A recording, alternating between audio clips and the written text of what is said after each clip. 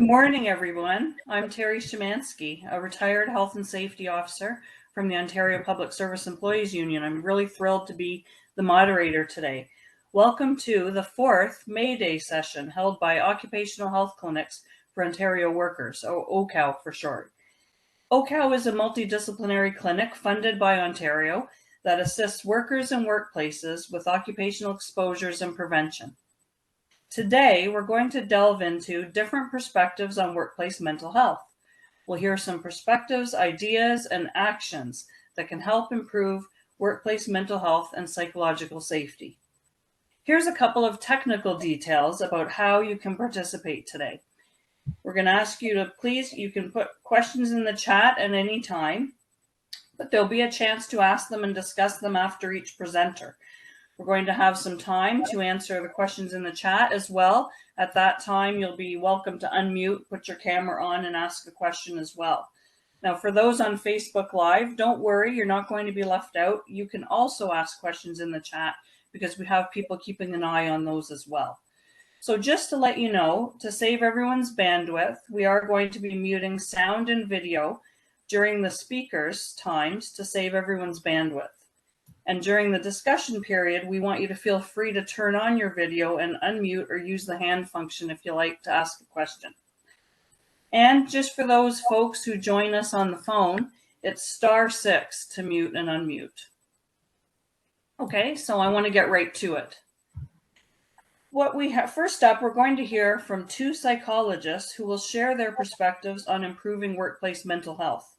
Let me introduce them both, and I'm going to welcome them to turn on their cameras and give a wave as I share a bit of information about both of them.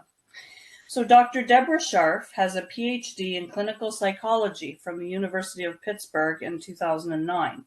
She is a clinical and health psychologist and an associate professor at psychology at Lakehead University. And her research interests are in the area of healthcare services, systems, finance, and policy. She has a particular focus on integrating mental health, addiction, and general medical systems to better meet the needs of complex populations, such as injured workers, adults with serious mental illness, people with cancer and chronic physical illnesses, and military and first responder personnel. Dr. Scharf's research is informed by her ongoing clinical services to individual adults and couples, including injured workers whose care is funded by the WSIB. So welcome, Deborah. Next, Dr. Mandy McMahon is a clinical health and counseling psychologist registered in Ontario. She's Vice President of Professional Services and Business Strategy and Development with Odyssey Health Services, lecturer for the Northern Ontario School of Medicine, and business coaching Advantage practitioner. She has lived in the United Kingdom and Canada, holding clinical administrative leadership positions in the charitable, public, and private health sectors, serving individuals affected by mental illness, chronic health concerns, and workplace stress and injury. Welcome, both of you, and I'm going to turn it over to you for the next half an hour. Thanks very much for joining us this morning, wherever you are. Dr. McMahon and I are excited to talk with you about psychologist perspectives on improving workplace mental health. And we have two pieces to our presentation this morning. I'm going to begin by talking about some research that our group did about injured and ill workers' experiences in the WSIB process. So that's Ontario's Workplace Safety and Insurance Board, our public insurance system for injured workers. And then Dr. McMahon is going to continue on and talk about what we can do using this information and other expertise from the field of psychology to enhance workplace mental health. So before I begin, in the introduction, I think all of my potential conflicts of interest were disclosed. Just to remind you, I do provide clinical services to injured workers, some of whom have coverage through the WSIB. But my main point of employment is with Lakehead University. So, and if you are interested in hearing some more, I'm giving you just a snapshot on some of our research. We have a new paper that's just come out in Health Promotion and Chronic Disease Prevention in Canada. That is the Journal of the Public Health Agency of Canada. So it's in there and we're excited to share it with you. I want to begin this presentation with a bit of a provocation. So recently, one of my own clients' patients said to me that she was longings to begin a leave. Her supervisor said to her, "Enjoy your time off." Back to that. But I think it provides a bit of a reminder for me and maybe for some of you that there can be a disconnect between what employers perceive and understand of the versus what is the experience of workers themselves. So that's very much what our research, and I'll tell you a little bit more about the project. So it was, this research was just conducted last year, a little bit the year before, where we aim to describe the mental health of Thunder Bay and District injured workers who were in the WSIB project. Experienced either a workplace injury, could be physical, psychological, could be an illness, and had to file a claim.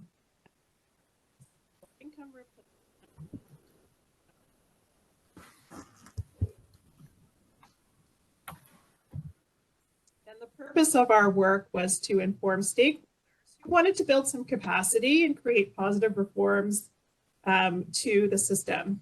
Oh, is somebody having trouble hearing me? I saw one person. Yeah. So Deb, yes, it keeps coming in and out. I wasn't sure if it was just me. Oh no. You Okay. might want to turn your picture, your video off. That will save bandwidth. Okay, I'm going to do that. Everyone that isn't speaking, maybe mute. I was hearing some background noise and think a few people weren't muted. Okay, I hope that's better. Thanks for chiming in, and do shoot me a chat if it continues to be a problem. Thanks, Marnie. Okay, so our purpose again was to make sure that we have good information about the experience of injured workers and their perspectives on what it means to be using the public insurance system in Ontario as part of their recovery. What's that like, and how can we do better? This, of course, is in Northwestern Ontario and beyond. And for those of you coming to us from other parts of Canada, Northwestern Ontario is huge. It is bigger than the size of Germany in terms of square kilometerage. And it's also very sparsely populated. So we have Thunder Bay as the major urban center. That's where Lakehead University is and where I'm located. But beyond that, we have some small cities and lots of people living and working in rural and remote communities. So these data come to you from an online survey of 40 injured workers recruited through community channels, posters, radio advertisements, and as well as interviews. And because we did a lot of data collection during the height of the pandemic, these were primarily done through phone and internet. Testimony from 16 injured workers and also 8 service providers in the Thunder Bay City and District from a variety of specializations. We had psychologists, lawyers, and a variety of other folks who were part of the insurance system. Lakehead University's Research Ethics Board approved all of our procedures. So before we get started, yes, make sure please everyone's got your sound off. No heavy breathing during this talk. Okay, we had 56 workers who were predominantly between the ages of 18 and 44, mostly male, mostly Caucasian, and this is reflective of the population in our region. And the vast majority of our participants were born in Northwestern Ontario. So culturally speaking, the folks who are born here stay here. They don't really go to. Most of the people in our study had predominantly a physical injury, and that was the basis for their claim, though that doesn't mean to say that they didn't go on to develop a psychological injury.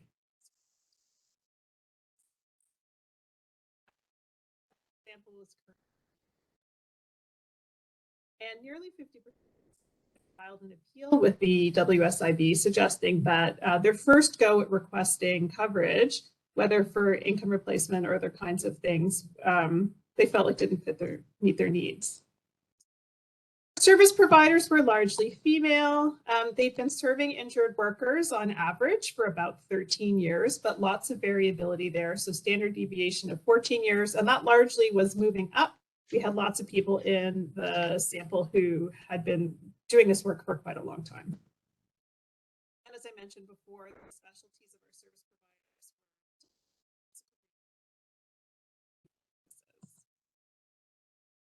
So this figure here, these are some of our results. They basically show that, and this is not news to anybody on this call, I think, that workplace injury has broad impacts on workers and their families.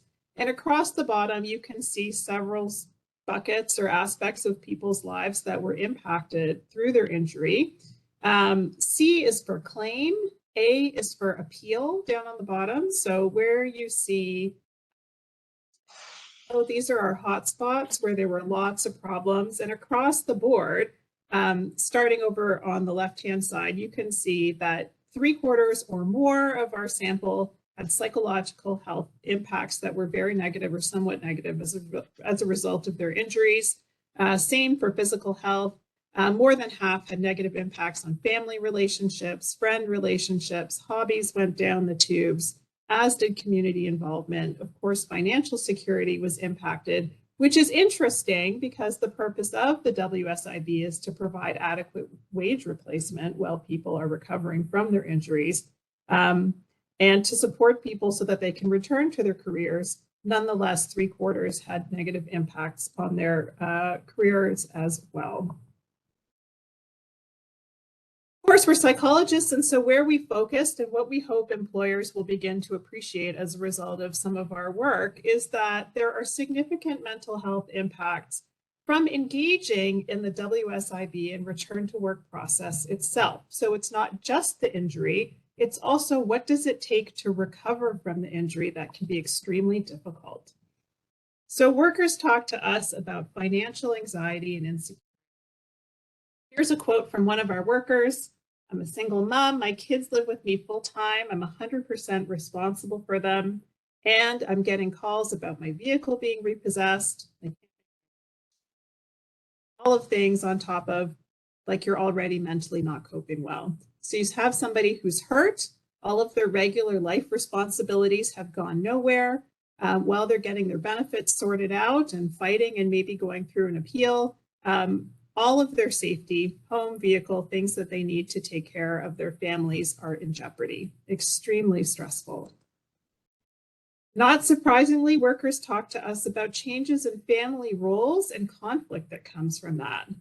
So one of our workers said to us, I don't have the mental capacity anymore to try and remember when things have to be in. So paperwork, forms, all of this kinds of stuff, doctor's appointments, how to get things organized. And my wife doesn't have the time because she's driving me to doctor's appointments.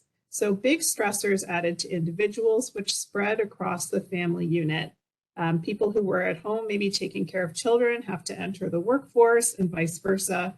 It's extremely stressful.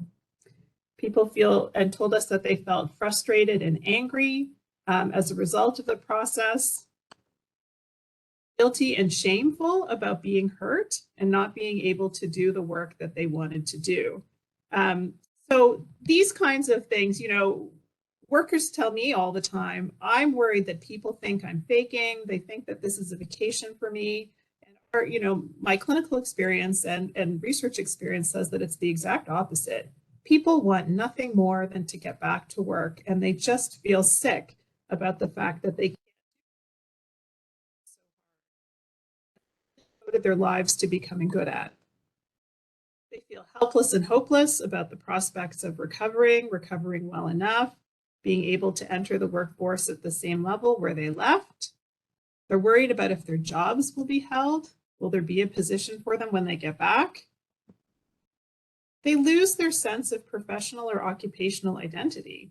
You go every day to work, it's very organizing, right? You have your routine, the people you see. When you meet someone new, they say, what is your work?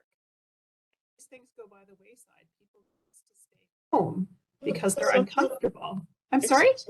Sometimes your mic is cutting out. I don't know if you could hold it. It's just a movement and then we can't hear you and then we hear you again. Oh, shoot. Okay, I'm standing still. I will touch nothing. Sorry, thanks for the Sorry. update. No, not at all. Some of the workers, many of the workers actually that we spoke to talked about being re-traumatized by the insurance process. So I have a few. Here's one from one of our service providers. This provider said, you know, if it's an appeals process, then it's got an adversarial component to it, which I think increases that sense for workers of being under threat, exacerbating any of the feelings of hopelessness or helplessness that they had with their injuries.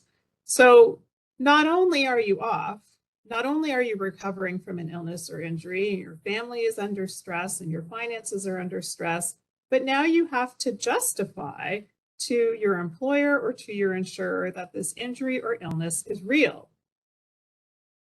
And with that comes social isolation.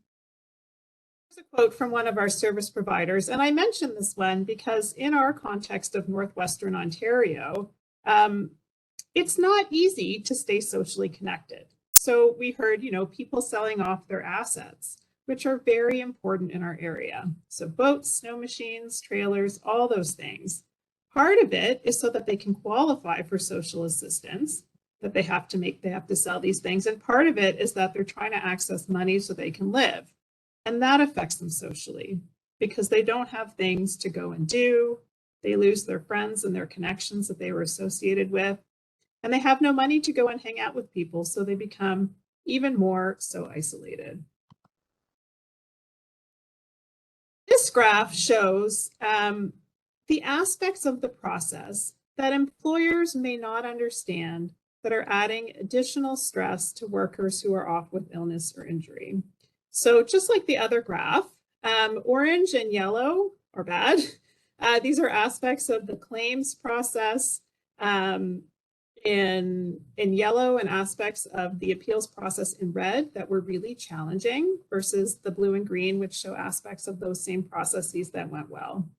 So in addition to trying to recover and get back to work, people are struggling very much with paperwork, communicating with the insurer, communicating with their employers, trying to get medical expert assessments and consultations done so that they can develop a return to work plan or get supports in place, attending meetings and appointments, interacting with employers when there's some shame or discomfort or question about whether or not what they've experienced is real or that the severity is what they say it is, trying to get finances to sustain families while off work, and of course, on top of all of this, being sick, being hurt, and being in pain. Western Ontario and other rural and remote parts of the country, I think it's worth noting too that getting access adds additional hassles. So up here, for many of these services, one of our workers says, you need a referral to see a psychiatrist, you need a referral, and you can't get in to see your own doctor and request that referral. There was also problems managing the WSIB process while injured or ill. The process itself is well known to have some challenges. It was never the same person. This one worker says every time they called, it was somebody else. It was like they were overwhelmed, which I can understand. And my case was passed off. I talked to about 6 different people and nobody actually knew what my injury was. And this is very consistent with, as a service provider, my own experience with the system and lots for the individuals that I work with myself. Last but not least, I think given the context here that we're talking about workplaces, what was worse, this one worker said, was workplace come to workers' comp and say that I was faking it. I'm still cutting in and out, eh? Don't know what to do. I'm gonna finish and you'll have Dr. McMahon in a second. Short and sweet at this point, having a workplace not back me up, right, where you feel safe, where you have your identity, that for this worker was really bad. So I'll just wrap up by saying, of the things that we hope to do today is to provide employers, union representatives, other folks who are not the injured workers themselves with more information about what it's actually like to be hurt at work. And so the worker who I started with at the beginning of this talk, who said, you know, if you think that I'm enjoying any part of being off from work, you have no idea what I'm going. At this point, I'm going to turn it over now to Dr. McMahon, who hopefully has better sound than me, to talk about what we can do to make things better. Thanks for the opportunity to meet with you all. It's a real pleasure. And I think as we had a brief discussion among some of the panel members, and I think it was clear we all have both a professional and a personal passion for this space. So I come to you today with the intention of, I hope, a perspective that complements what you already know and what's to be shared. And with that, perhaps an expansion of some perspective taking. And with it, that viewpoint that when it comes to mental health and mental illness, I'll say as a clinician, I've also worked in healthcare administration and even hold a position right now. As an employer perspective, it's easy to take the, and often well-meaning, to take the perspective that recovery from mental illness happens outside of work. We want wellness in the workplace. We want to maintain wellness. We want to promote wellness. But when people become unwell for either a workplace injury or outside of the workplace that affects it, and they take leave from work, that recovery happens outside of the workspace. What I will say is that as a clinician and what we know even in evidenced in research is that actually, instead of it being a step of first treatment and recovery, then work, they can actually not only work together, but complement each other and happen concurrently. And that work can actually serve as an incredibly valuable tool for rehabilitation in the trajectory of helping people get back to feeling well again. How do some of those mechanisms work from the standpoint of a clinician? Well, I'll share with you sort of what happens in the therapy room, or what some of the discussions and modalities are. When people encounter or have an occurrence of mental illness or a significant stressor where they need to take leave from work and have some reprieve, one of the first avenues that we work with people in is in an area called behavioral activation, which simply put is helping people get back to doing things. We all can understand the perspective that sometimes we feel that we need to be in the mood in order to do something that's going to be beneficial to our physical or mental health, but actually it's bi-directional. And very often, if we can start doing things again, it actually helps improve our mood. And that's grossly oversimplifying from the perspective of someone who, for example, is experiencing a major depressive episode. But that's what psychologists do, is we work in very incremental steps to help people get back to doing things again. One of the best ways of doing that, or one of the best supporters of behavioral activation, is in fact work. You have a scheduled time that you need to show up. There is accountability. You have tasks. You need to shower. You need to eat. And when people are experiencing mental illness, some of those very basic things are incredibly difficult. Work is one of the best supporters of behavioral activation, of getting us doing things again. And so when people are in therapy, we're encouraging and we want people to be able to return back to work, whether it be volunteered work, paid work, but something by virtue of knowing that that is going to help that therapeutic process. Another way that we work with people as a psychologist in those sessions is through basic tools for emotion regulation. Sleep hygiene, one of the biggest ones.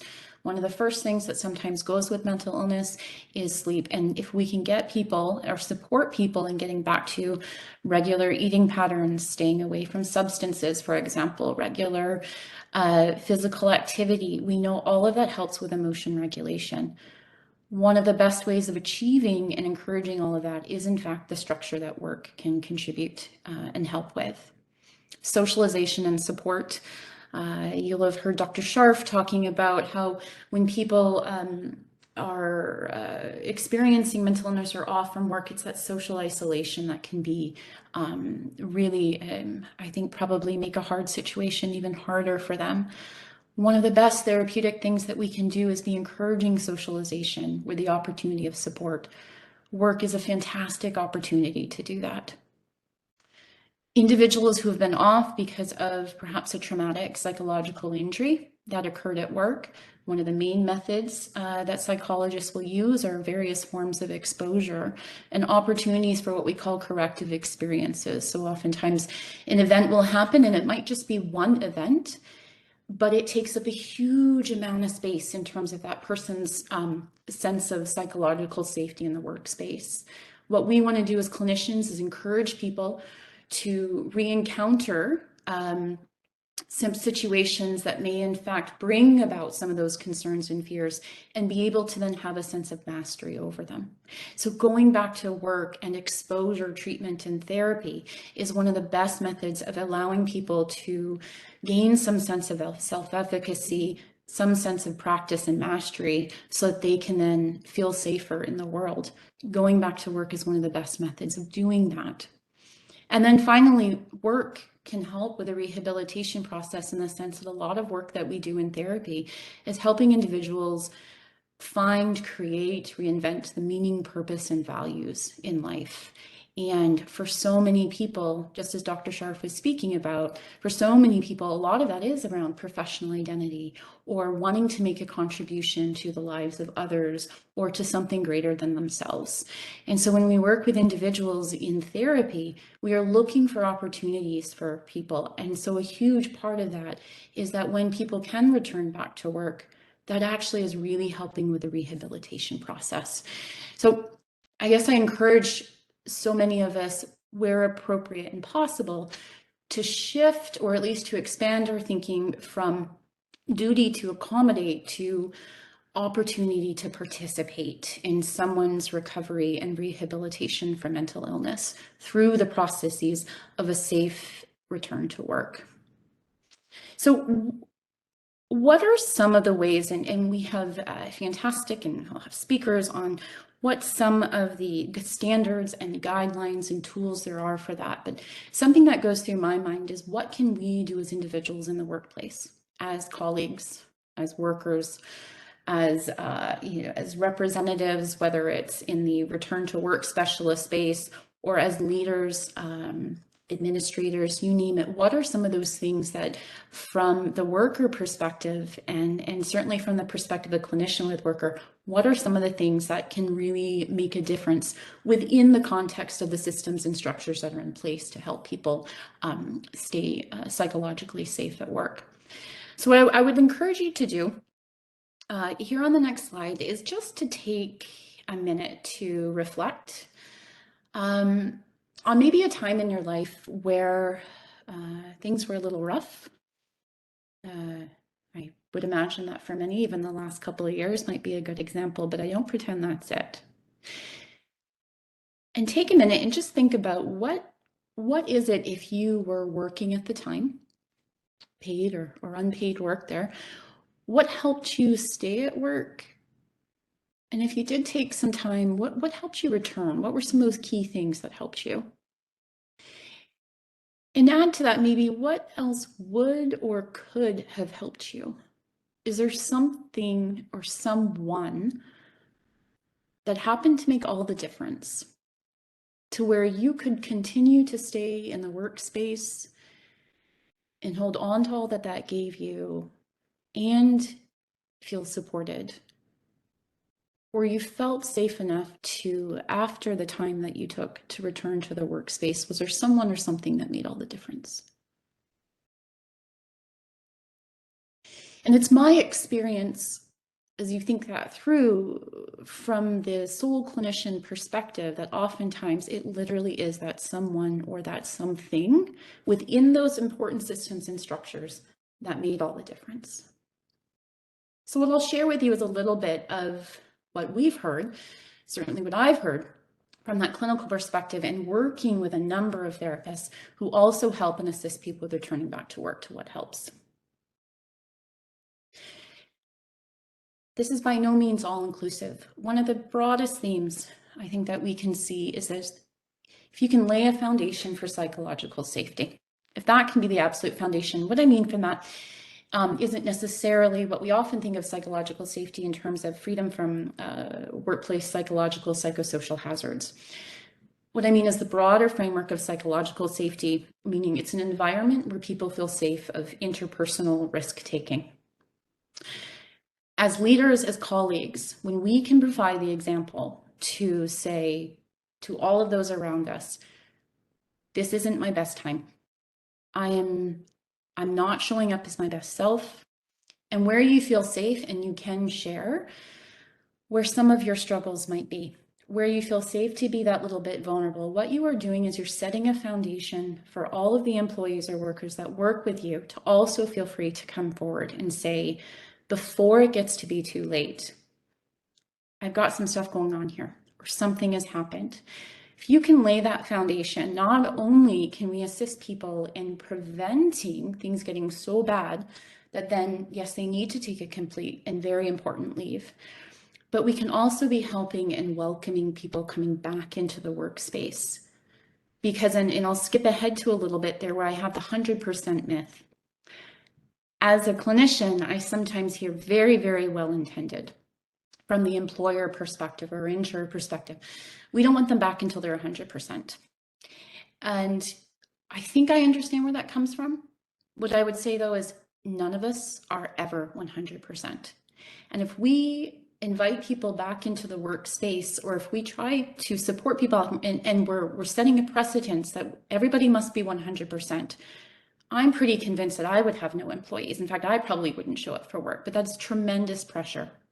So if we can set a foundation of psychological safety of come as you are and bring forward your problems, bring forward your difficulties, and know you don't have to have the solution to, then you are setting up an environment where people can come back and can be more successful, and maybe even prevent people from having to leave the workspace in the first place because they feel safe enough to bring up some of those difficulties.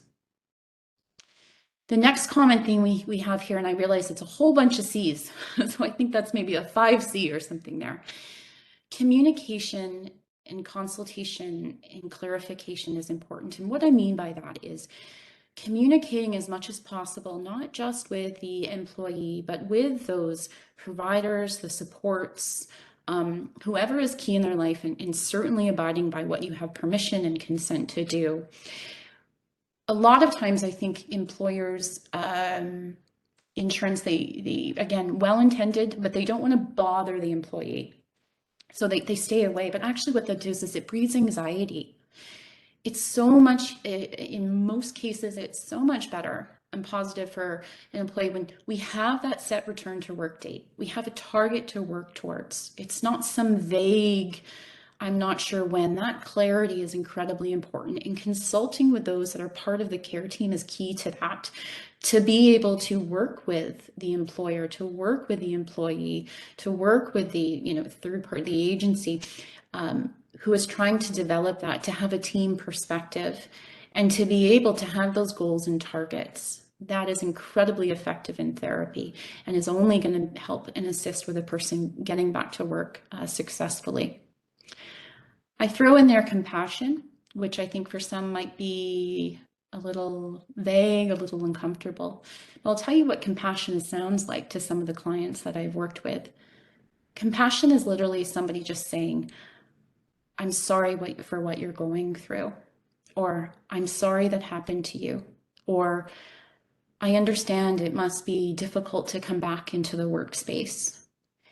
That's literally what compassion can look like and feel like. And when I've worked with individuals who have heard that from their workspace, it is just this rush of pressure comes back to them.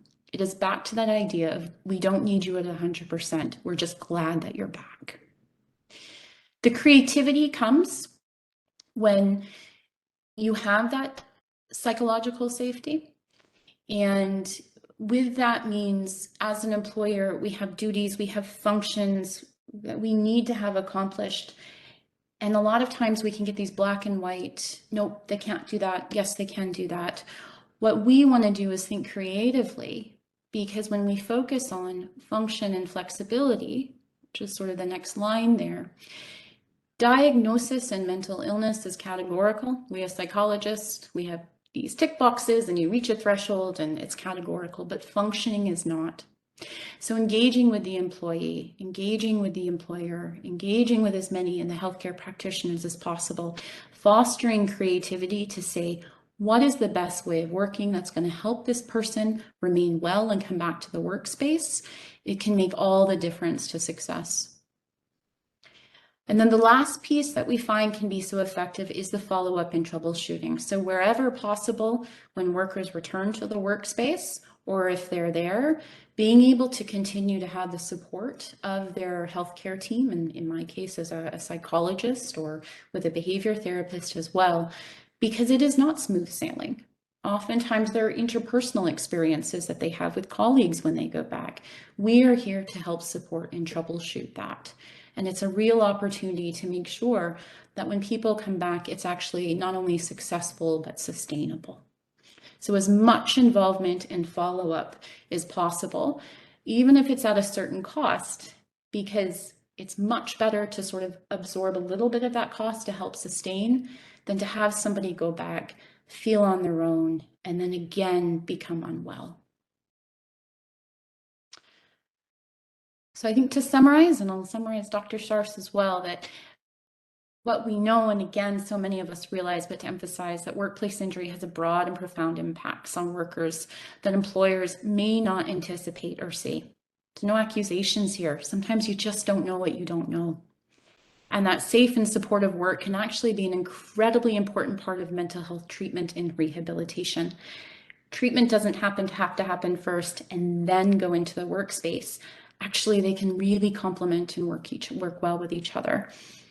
And then lastly, every interaction that we have, whether it's at the larger perspective of guidelines, of legislation, of all sort of the policies and procedures that we have, or if it's at the level of the individual, every piece of that is an opportunity to contribute to the mental health of our workers.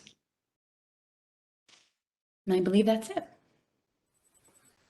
Oh, thank And you thank so you. much, Dr. Scharf and McMahon. That was fabulous. I really love how you brought in perspectives of what you hear in your daily practice. And also, I really love that idea of duty to accommodate, moving from duty to accommodate to moving to an opportunity to participate in someone's recovery.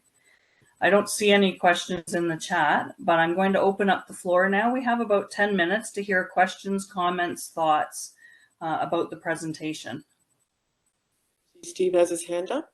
Oh, okay. I didn't see that. Thanks for pointing that out, Val. Steve, go ahead. Hey, Terry, thanks so much. I really miss seeing people's faces and understand the technical part, but I really appreciate the presentation from both Deb and Mandy, and agree with a vast amount of it. But I do have a bit of a concern, as Mandy talked about, that work is healing, and in many cases it is, if it is a safe and supportive workplace. But all workplaces are not safe and supportive, and it can actually create more problems for workers if that support's not there. So I think it's really important to be careful of how we describe that relationship with work. And what we see is that more and more workplaces are moving into kind of that precarious work situation where they really don't value their employees, they don't provide benefits, they don't see their employees as something they want to invest in. And so if we say, oh, geez, going back to work is going to be good for you, in those workplaces, that may not be the case. And we do see a significant rate of re-injury when folks go back to work.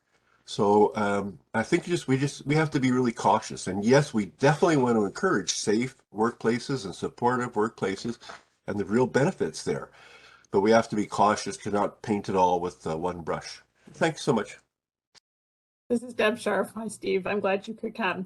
I think, I really appreciate that comment. And I think much of what we were presenting is sort of aspirational, right? That there's an opportunity there for work to be an important piece of rehabilitation, as opposed to all workplaces are ready to do this. And I think, Dr. McMahon gave a really nice example of some of the language. What does it take to begin to make a safe workspace where that can happen? But to your point, very clearly, we know that that often doesn't happen. So this is really an area of opportunity as opposed to something that's ready to go in all spaces, I think. I don't know if Dr. McMahon, you want to add to that? Yeah, and I appreciate that clarification. I think it's definitely aspirational in an opportunity that many are not ready for. And I think, and Dr. Sharf and I can both come up with plenty of examples where, we recognize the workspace is not, in fact, it wouldn't be corrective, it would be re-traumatizing. And I think that's where involving as much as possible in the more information that we are able to have a better understanding of the workings of the work environment, we are not shy to say this is not a good environment for this person, and to fully recognize that. And I think that's where the communication and as much collaboration can be incredibly important to be able to assess and determine, no, actually, this is not an opportunity for this person right now. And that's where, oftentimes it's time to look for alternative work where that's possible. And that's where we as clinicians, put the client first in terms of what are this person's values, what are their abilities, what are their skills as well. So while the actual act of work, or again, volunteering, unpaid work, all of that can be incredibly helpful, it needs to be the right environment. And if we are able to know and better understand the work environment as much as possible, and it's not a good fit, then that's certainly a big part of our involvement in the care as well, and making sure that we really advocate for that for the client. Great. I see a question in the chat. What are your thoughts around what some say that the compensation benefits are a disincentive to return to work tax-free? Maybe I'll just share what I can say. I can't think of a time that I've met with somebody where that was a factor where they actually didn't want to return to working. They may not have enjoyed all the bits of it, but they enjoyed it. They really, really wanted this to work. So I hear that perspective some, but I can say I actually can't think of a time I've worked with somebody where their large aim wasn't, I really want to get back to working, to doing what I love. Now, again, it might be a different workspace, to the very good point that was brought up, but I really want to return to work. That's a big value of mine. Yeah. I'll second that. And then I'll say, the thing I think about being off from work with an injury or illness is that for folks, it doesn't feel permanent, and that's destabilizing, right? You're in this weird, unsettled space where you're neither on disability and that's your future where you can go ahead and plan and make a new way for yourself, or you're progressing towards being back. When you're off, nothing is permanent. It doesn't feel good. It's not a pleasurable experience. And I really hope that some of what we talked about today helps to reinforce that point. People do not want to be off. Now, they may have anxiety or discomfort with returning to the workplace where they were injured. And that often happens, but the desire to be sort of sitting on compensation as opposed to being redirecting towards new work is a totally different thing, in my experience. Good question. Great. Thanks so much. Now, there's one question more in the chat. Maybe we'll end with this one. Is there any procedure of feedback to the workplace or employer itself about evaluating root causes that might have contributed to the worker's mental health injury and would continue making it difficult to return? I'll give you each. Maybe we'll take another minute to delve into that, and then I'll move to the next speaker. Sure. So I think the question, Leonore, is about like, so what is the what is the psychologist's role? Is there an opportunity? How can we work with employers to sort of shine a light on some of the factors that may have contributed to a psychological workplace injury? And, that's a funny thing. And I think it depends on, and Dr. McMahon, you might have a different opinion about this, about the role that individual psychologists play. So are you supporting an individual in their return to work? Are you a consultant where you're working with an organization who's asking for some input? Nonetheless, I think we often, I won't speak for Dr. McMahon, but many of us in the field will attend return to work meetings with an employer, with an insurer like WSIB, with one of our clients to sort of troubleshoot around what, as a person is returning to work, what can be done to facilitate that return. And that sometimes is an opportunity to say, this was a tricky piece for this individual. And so how can we do things differently? But it is a fine line because human resources and organizational issues,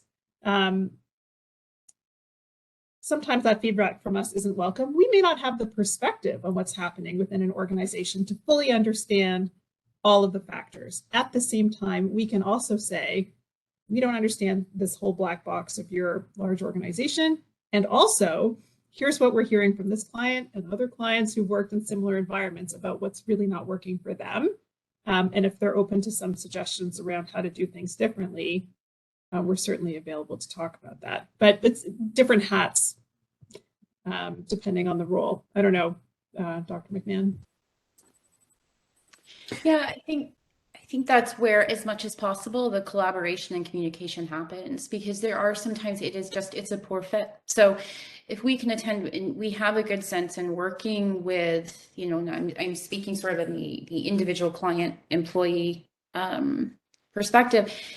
If we know what some of those measures need to be put in place or what some of those root causes are, if we know that's not going to change, this is inherently, we use the term toxic workplace, or this is an inherently dangerous workspace, or the chances of that happening again, it could happen. If we're informed of that, then as clinicians, we can certainly do the work to recognize this is not a good workspace for this person. That aspirational aim of them being part of the rehabilitation recovery, that's not going to happen. And so as much as that collaboration and communication can happen, we're all able to be as realistic as we can in order to do what's best for the worker. Great. Thanks so much to both of you. We could probably keep talking about this, and I encourage you to in the chat.